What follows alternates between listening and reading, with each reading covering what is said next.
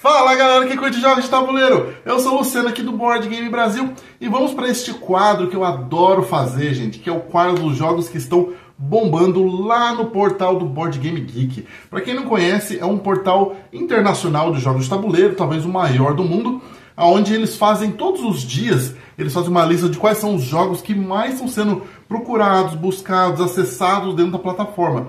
E eles chamam essa parte eles chamam de hotness, né? São jogos que estão quentes, que estão sendo procurados. Daí eu gosto de sempre pegar um dia por mês e ir lá dar uma olhada, olhar quais são os jogos e fazer um vídeo falando sobre eles. Só que eu quero dar uma reformulada na maneira como eu faço algumas coisas aqui no canal.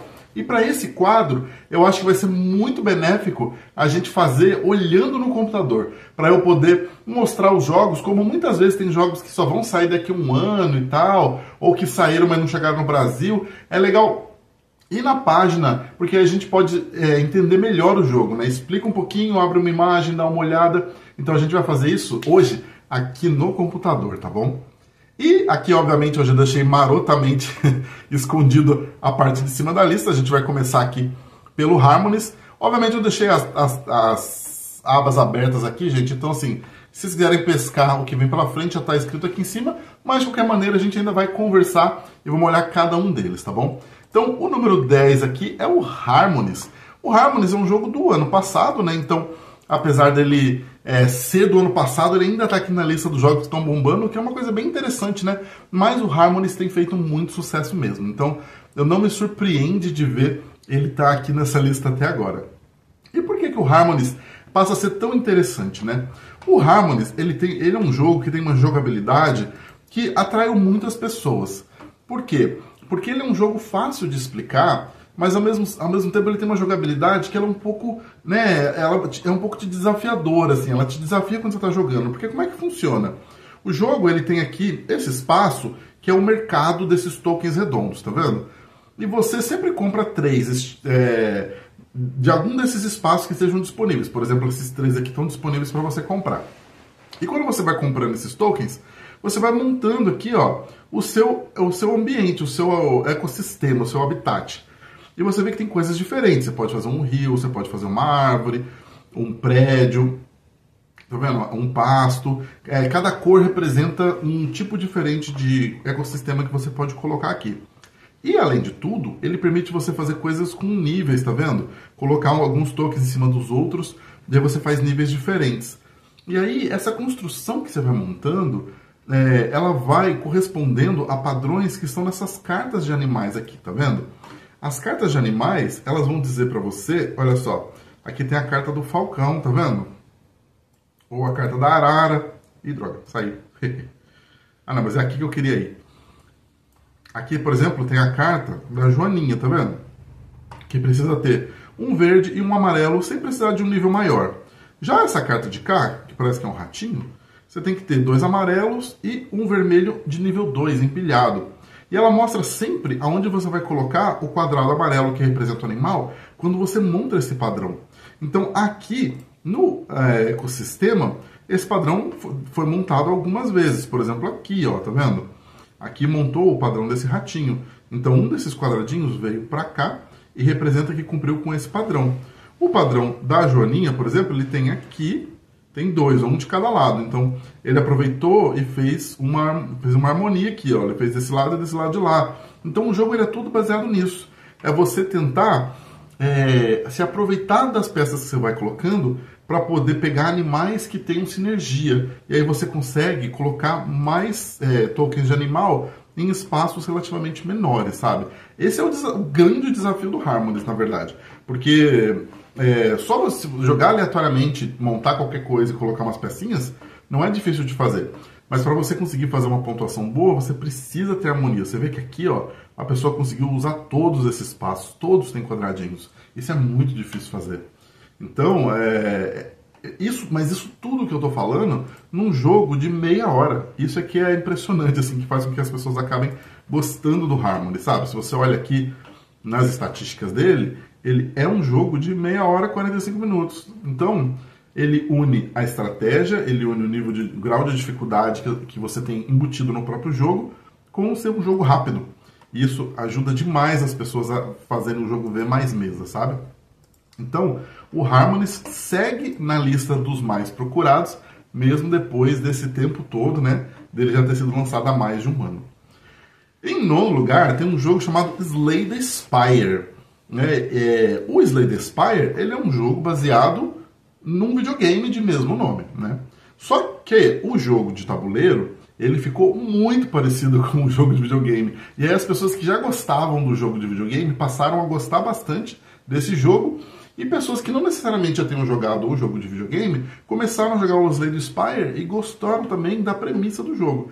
Que é uma prerrogativa, ele é uma prerrogativa bem padrão, assim. Você está jogando ali com seus amigos, é um jogo cooperativo, onde você vai encontrar e derrotar criaturas, né?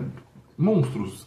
E aí tem o monstro chefão, que é o Spire, que você tem que derrotar também. Ele é um jogo de miniaturas, mas não é exatamente assim, de miniaturas mapa assim que você vai explorando. Você vê que tem as miniaturinhas aqui, e elas servem para indicar os personagens, e você vai ter as cartas que vão representar os monstros, tá vendo? Ó, o monstro aqui de lama, tem mais um monstro aqui que não sei o que é, e você vai passando, né, de fase ali pelo jogo, combatendo e derrotando essas criaturas até chegar na criatura mais forte. Então, é um estilo de jogo que americano gosta muito. Americano adora jogar jogo desse estilo de combate, meio de dungeon crawler, né? Que é você entrar numa caverna e sair derrotando todos os monstros que vêm pela frente, derrotar um chefão. É um estilo de jogo que já pega bem para eles nos Estados Unidos.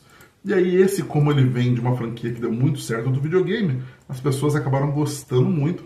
E ele tem ficado bem chamativo, assim, muita gente tem comentado, tem falado, principalmente nos Estados Unidos. Ele já saiu no Brasil, tá? Ele teve um certo bafafá na época que saiu, mas depois eu não vi pessoas falando muito mais dele não, mas ele já está disponível no Brasil também, o Slay the Spire. Em nono lugar, ficou a novidade aí, gente, que foi anunciada recente, e também já tem gente no Brasil fazendo conteúdo, porque o jogo também já está ficando disponível no Brasil, que é o Wingspan. Então é o terceiro jogo na franquia do Wingspan. Agora de peixinho, e colocar esse peixe voador aqui, que é para poder, né, fazer esta ligação com o jogo original de pássaros. E o Wingspan, ele vai ter a mecânica, né, parecida, a jogabilidade parecida com o Wingspan e com o Vermisspan, mas obviamente esses jogos não são iguais, sabe? O Wingspan é meio que a média do jogo. Foi o primeiro que foi lançado, ele tem as mecânicas originais. O Wingspan, ele é um pouquinho mais complexo, ele é um pouquinho mais estratégico. E o Wingspan, eles querem fazer no outro extremo, então ele ser um pouco mais simples do que o Wingspan, ser meio que um jogo de entrada, sabe? De cara, ele segue o mesmo conceito das 3 trilhas que a gente tem no Wingspan e no Vermisspan.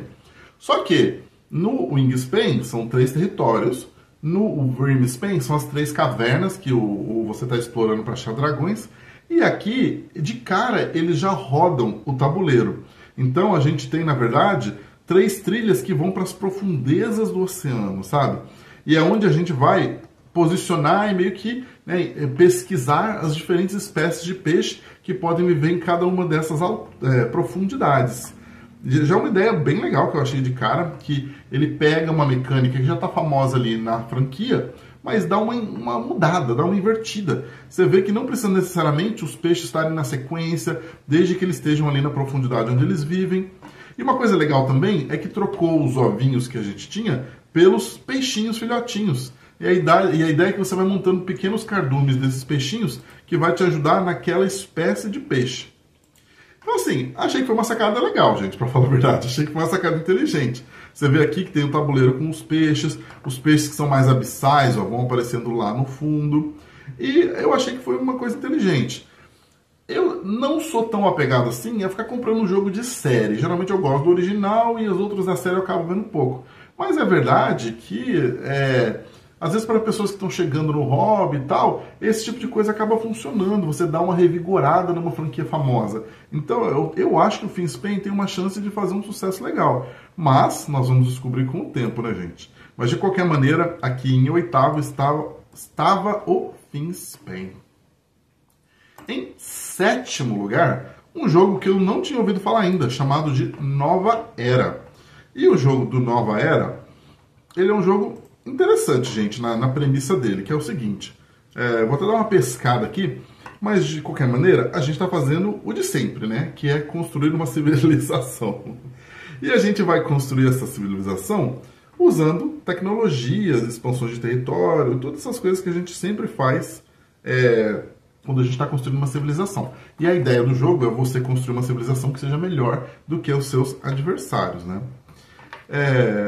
Uma coisa legal, que eu estava dando uma pescada aqui antes para ver como é que é o jogo, que eu já vi, é que ele tem uma trilha central aqui, que é uma trilha meio que de tecnologias diferentes. Tá vendo? E essa tecnologia... desculpa, não é tecnologia não, é de desastres, né? E esses desastres, eles podem afetar as sociedades, né? Então, você tem que ficar ligado nessa trilha, porque senão ela pode afetar você. A trilha de tecnologia, ela não é essa, desculpa, ela fica aqui no jogador, tá vendo? Ó?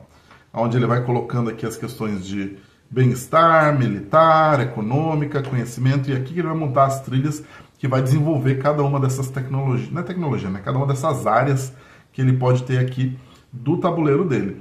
E o legal é que é o seguinte, cada jogador tem uma trilha também aqui, que é uma trilha de descontentamento, né? É unrest. E se você não controlar bem a sua civilização e a sua sociedade, e essa trilha for subindo, você pode culminar numa guerra civil, entendeu? Quer dizer que você não conseguiu gerenciar tão bem a satisfação da sua população com o desenvolvimento que você está ali definindo para ela.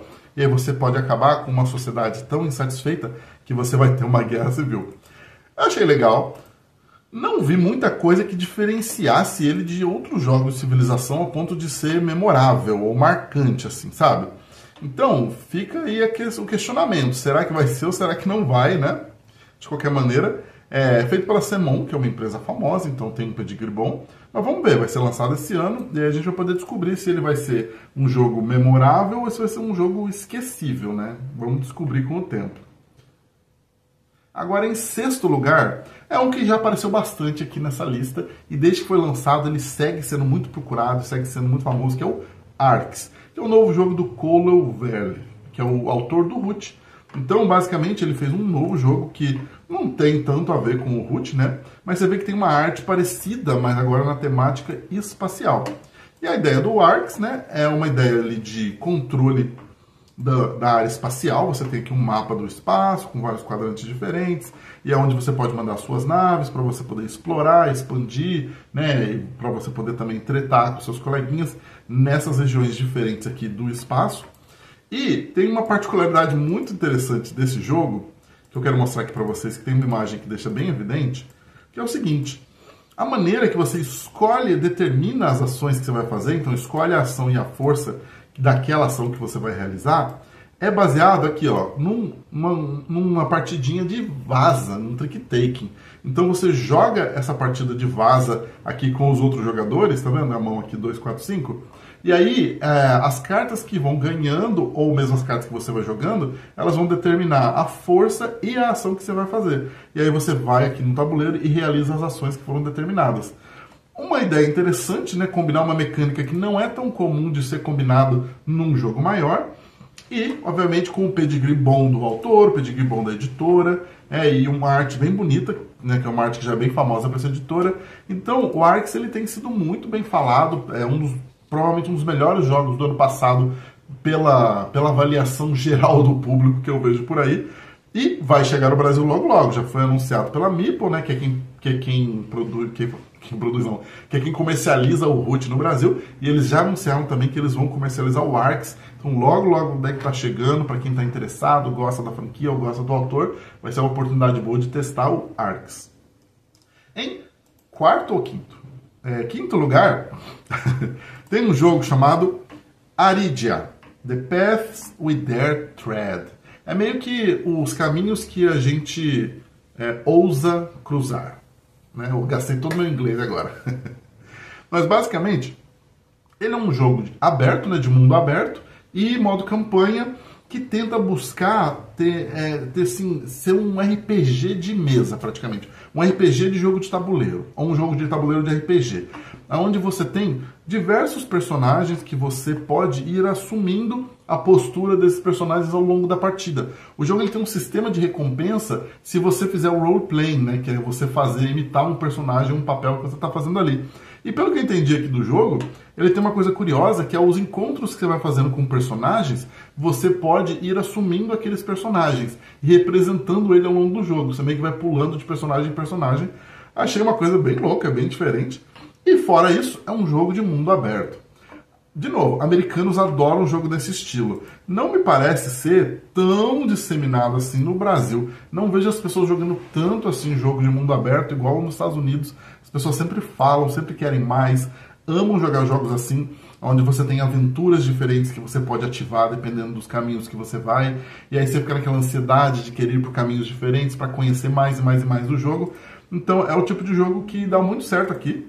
Aqui não, né? Dá muito certo nos Estados Unidos. Mas eu não vejo a gente jogando tanto assim no Brasil não, mas tudo bem.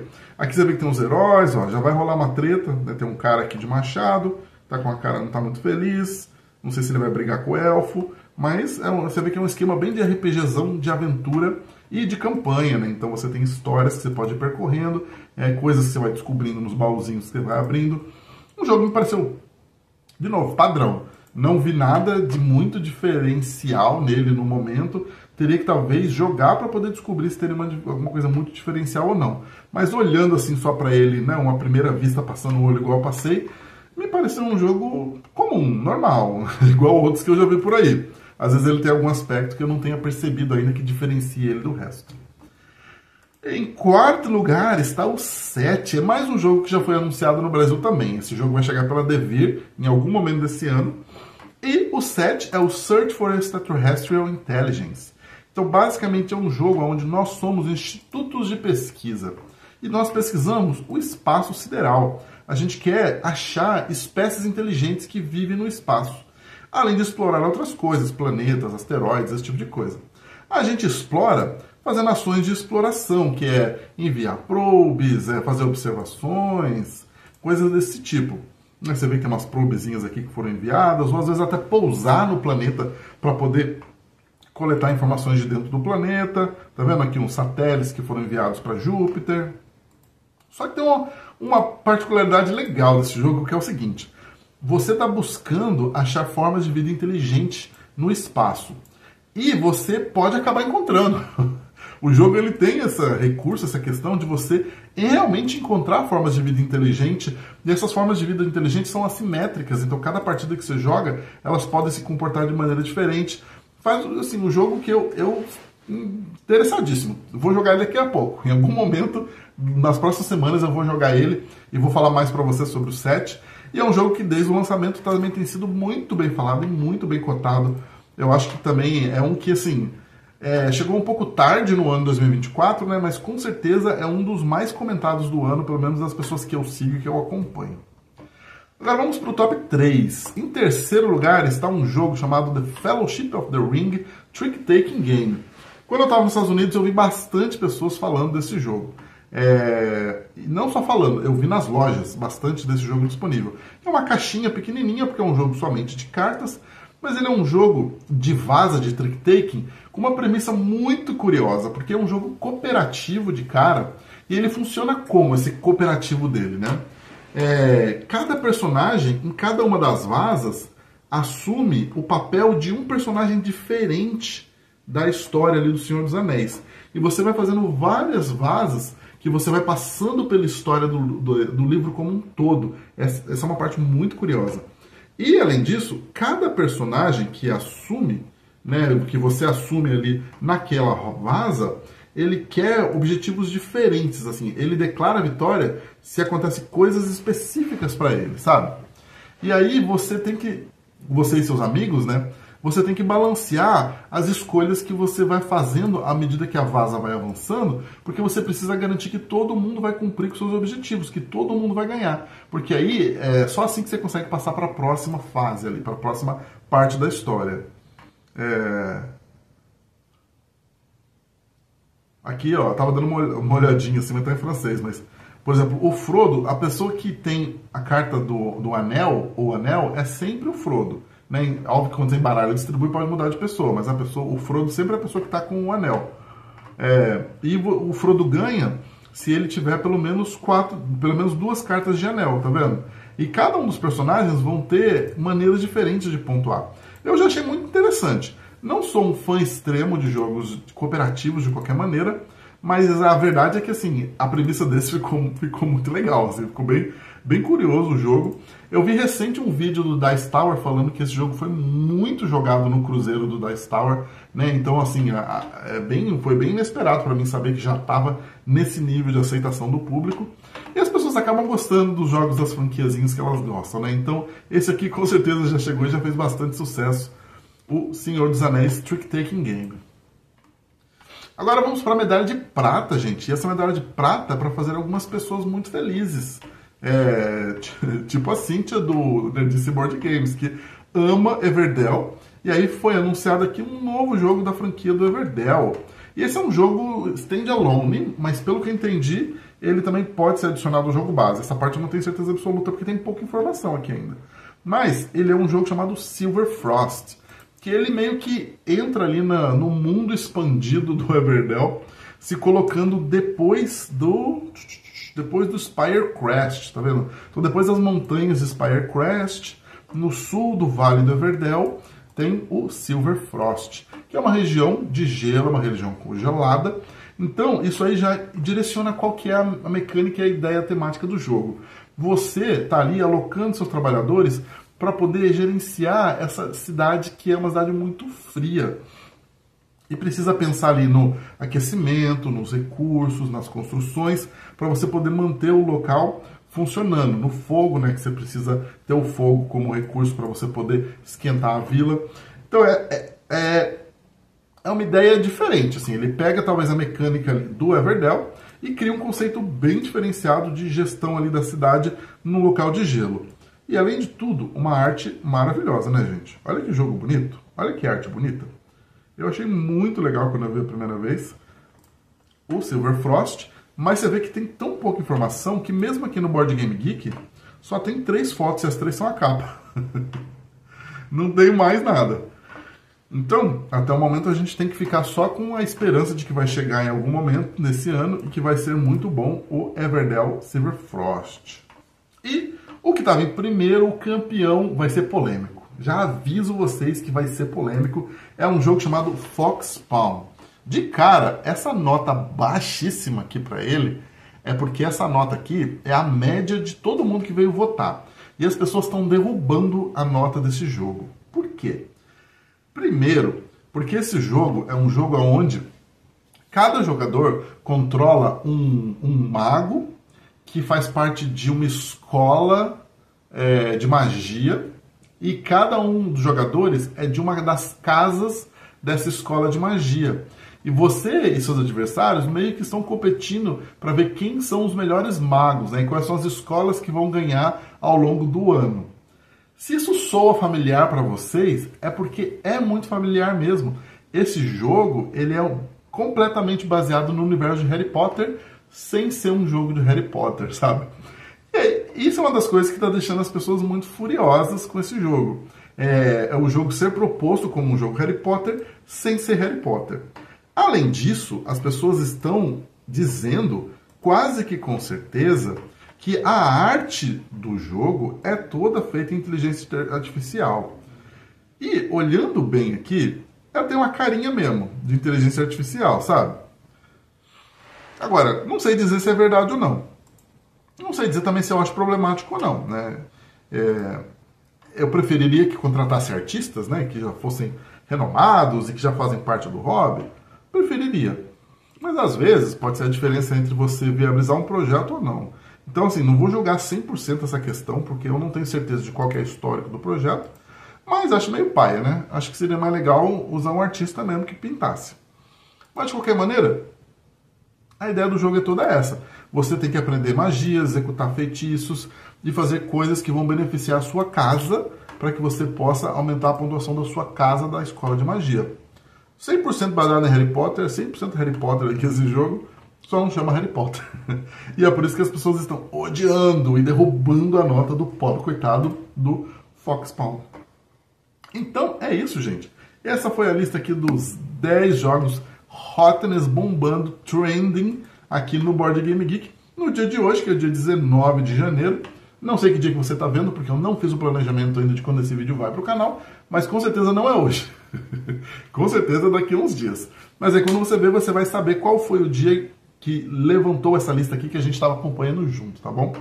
Então é isso, gente. Gostei mais de fazer a lista assim, olhando para a página, olhando para as fotos. Ficou mais fácil explicar e ficou mais fácil a gente ter uma noção do que é o jogo também. Então acho que eu vou continuar fazendo assim, pelo menos essa lista e qualquer outra lista que vale a pena poder ficar olhando para o jogo, tá bom? Conta para mim nos comentários o que vocês acharam, se vocês interessaram em algum desses jogos, se vocês comprariam ou jogariam algum dos jogos aqui dessa lista. Eu, no caso, ficaria curioso em jogar o do Senhor dos Anéis, mas eu não sou tão fã assim, então esse seria uma curiosidade pequena. Uma curiosidade enorme no 7, com certeza. Uma curiosidade média no Arx. E uma curiosidade baixa no Wingspan. Essas seriam as minhas curiosidades de jogos que eu gostaria de jogar dessa lista. Mas tem algum que vocês gostariam muito? Conta pra mim nos comentários. Se vocês gostaram do vídeo, curte o vídeo. Se vocês gostam do canal, segue aqui para acompanhar mais o conteúdo, ver mais coisas que a gente vai gerar aqui nesse ano de 2025, tá bom? Muito obrigado e até o próximo vídeo.